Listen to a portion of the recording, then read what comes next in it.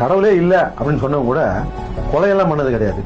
ஆனா இந்த கடவுள்னு ஒன்று உருவாக்கி வச்சுக்கிட்டு அது பேர்ல ஒரு மதத்தை உருவாக்கி அதுல உட்பிரிவுகளை உருவாக்கி அதுல ஜாதியை பிரிச்சு இதெல்லாம் பண்ணிட்டு இருந்தீங்க தான் உலகம் பூரா பாத்தீங்கன்னா நூற்றுக்கணக்கான கொலை இல்லை, ஆயிரக்கணக்கான கொலையெல்லாம் இல்லை, லட்சக்கணக்கான கொலை இல்லை, பல கோடி பேரை கொண்டிருக்காங்க. நீங்க கூகுளில் போய் சர்ச் பண்ணி பார்த்தீங்கன்னா தெரியும். ஒவ்வொரு நாட்டிலையும் நடந்த படுகொலைக்கு பின்னாலையும் ஒரு கடவுளோ மதமோ அல்லது அதனுடைய உட்பிரிவுகளோ இல்லாமல் இந்த கொலைகள் நடந்திருக்காது. இந்த கொலை செஞ்சவனையும் இந்த கடவுள் தடுக்கல, இந்த பாதிக்கப்பட்டவனையும் கடவுள் காப்பாற்றல. அப்படிப்பட்ட கடவுள் தேவையா? எல்லா மதத்திலையுமே கடவுள் நம்மளை நல்வழிப்படுத்துவாரு, நேர்வழிப்படுத்துவாரு அப்படின்னு தான் சொல்றாங்களே தவிர உண்மை நிலவரம் என்னன்னா அப்படி எதுவுமே நடந்ததா தெரியல. மாறா பல கோடி பேரை கொண்டு இருக்காங்க.